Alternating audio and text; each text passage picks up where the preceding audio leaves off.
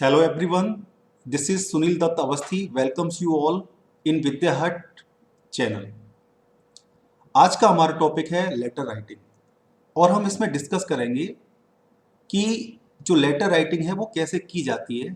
Letter writing जो कि बहुत ही इम्पॉर्टेंट है वेरियस एग्जाम्स जैसे कि SSC, KV, triple SB, even for CBSE. तो हम इसमें डिस्कस करेंगे कि जो लेटर है, एक अच्छा लेटर कैसे बनाया जाता है। देखिए, इसमें अगर थोड़ी सी भी हमने प्रैक्टिस की सही से, तो हम एक बहुत अच्छे लेटर को लिख सकते हैं। ज़रूरी है कि हमारा लेटर राइटिंग का फॉर्मेट बहुत सही होना चाहिए।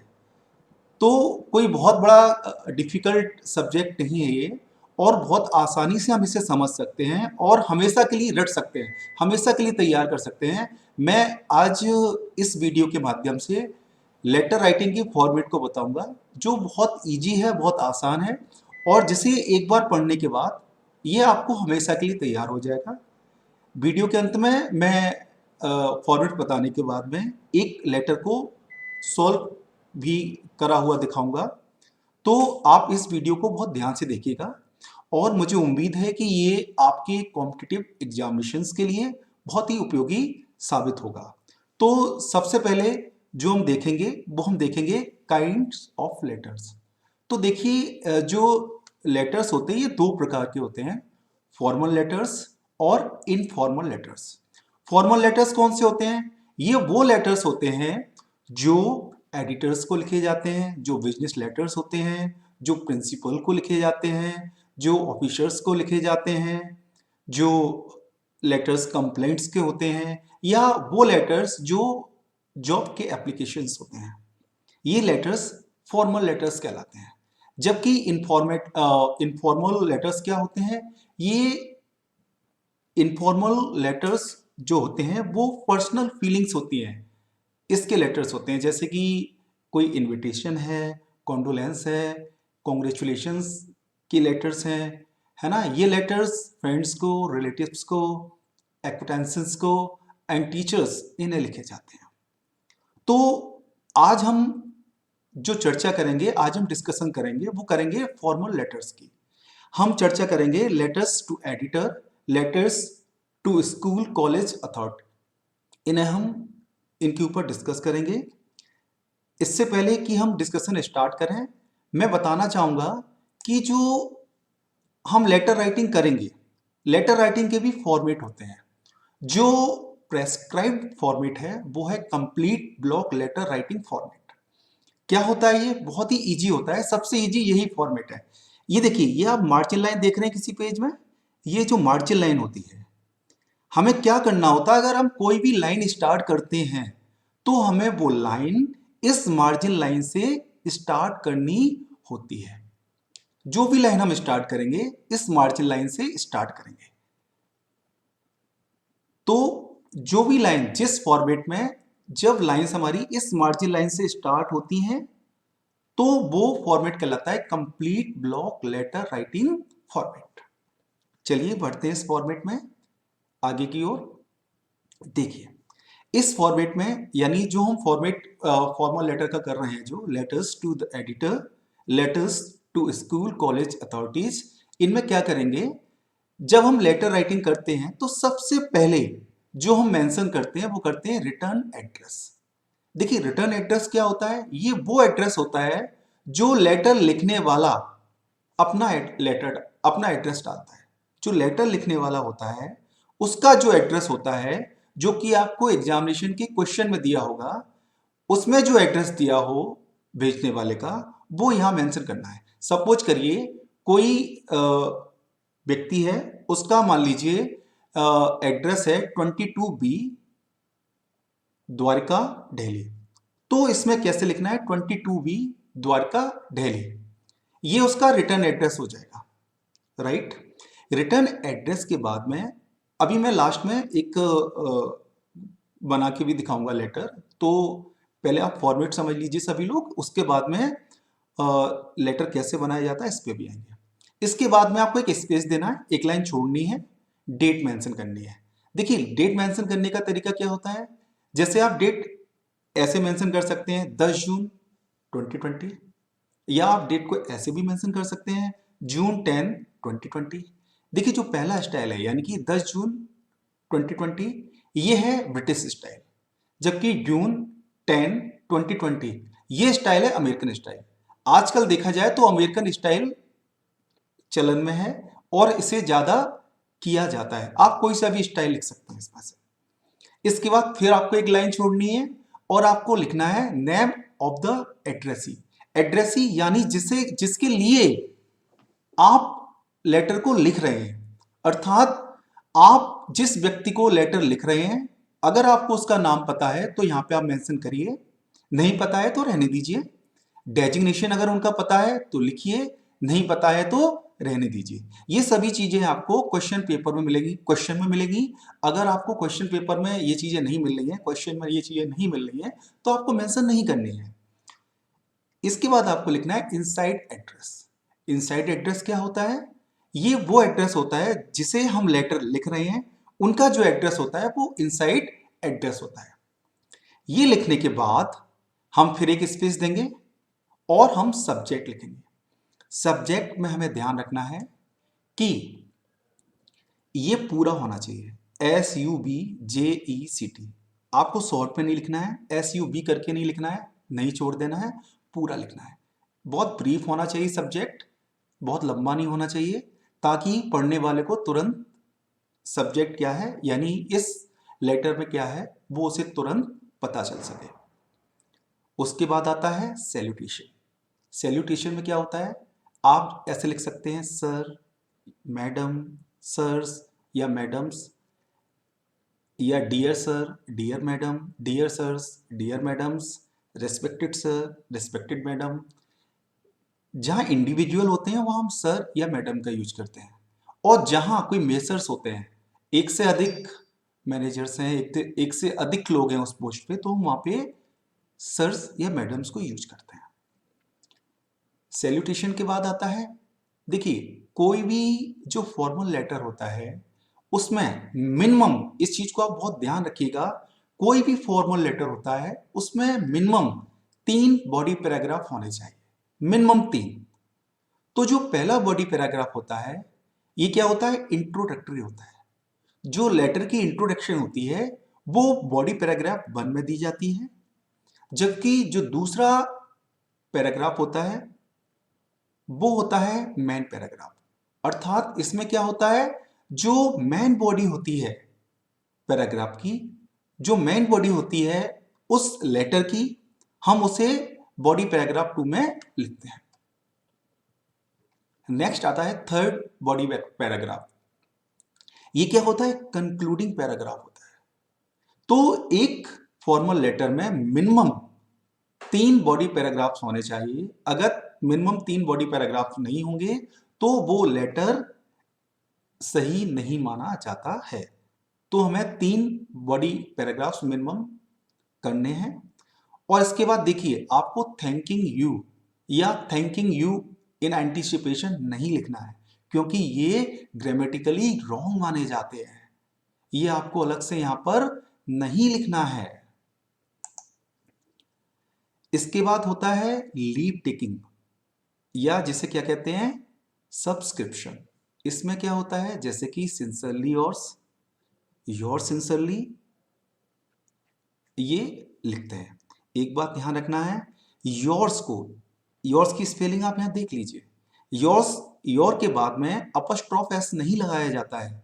Yours by O U R S, ना कि by O U R apostrophe S. Apostrophe S इसमें नहीं लगाया जाता है। बहुत से लोग यहां अपस्ट्रॉफ एस लगा देते हैं जिससे कि ये ग्रामेटिकली रॉन्ग हो जाता है।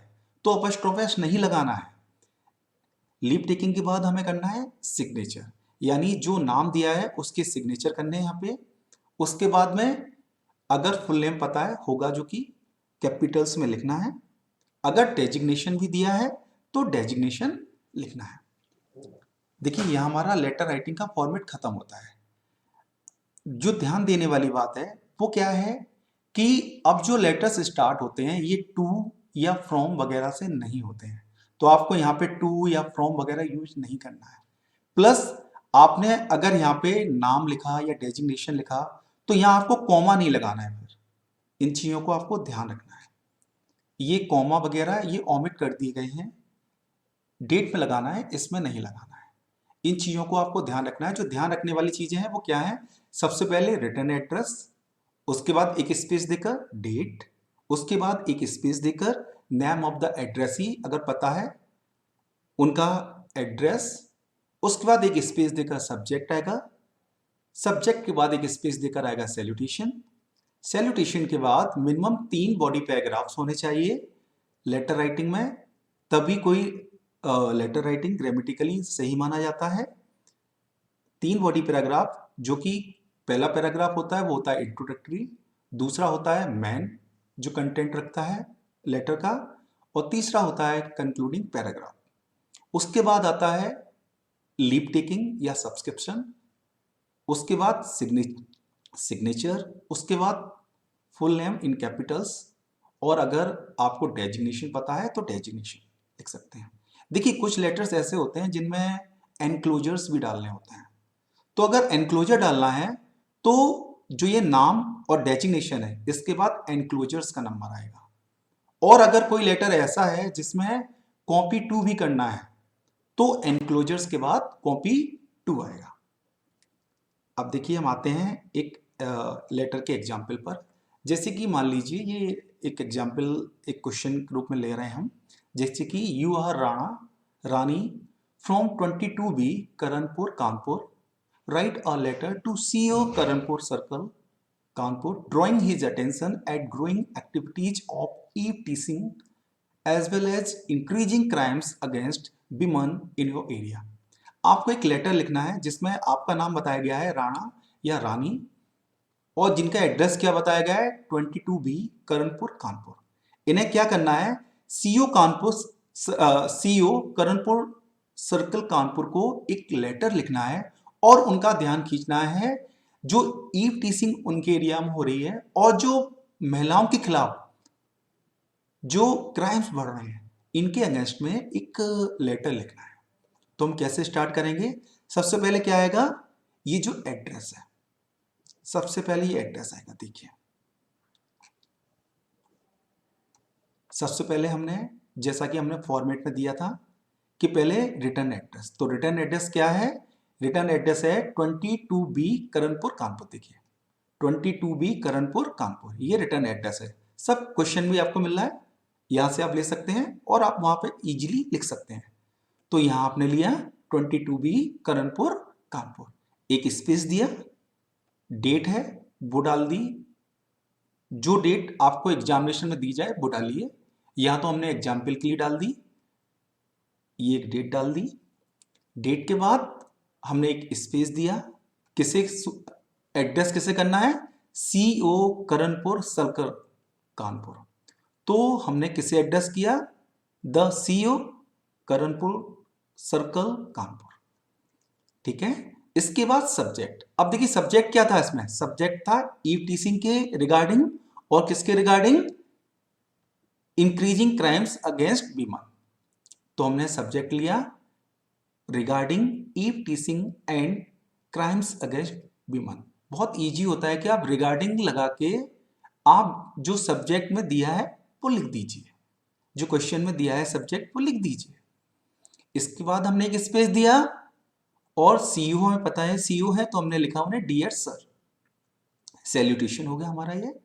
अब हमने पहला बॉडी पैराग्राफ स्टार्ट किया, हमने उसमें लिखा it is to bring to your kind notice that the anti-social elements and their anti-social activities are progressing day by day in our area. Minor incidents of chain snatching, pickpocketing, stealing have become a part and parcel. Moreover, it's highly painful to see disrespect towards women in general and the young girls in particular. ये हमारा हो गया पहला paragraph जिसमें हमने बताया कि हमारे जो एरिया है वहाँ पर जो महिलाओं के खिलाफ अपराध वगैरह हैं, ईव टीसिंग है, ये लगातार बढ़ती जा रही है ना। चेन स्नैचिंग भी हो रही है, पिक पॉकेटिंग भी हो रही है, स्टीलिंग भी हो रही है। तो ये चीज़ हमने जो एंटी सोशल एक्टिविटीज़ हैं उन्हें हमने इसमें इंट्रोडक्टली उनका हमने परिचय दिया। बढ़ते हैं सेकेंड पैराग्राफ की ओर। A number of boys in clusters can be observed standing at the public places, and when a young girl happens to pass them, they verbally comment her, pass filthy remark, and show obscene gestures. They are unhesitatingly indulged in eve teaching. Even the grown-up ladies are being targeted.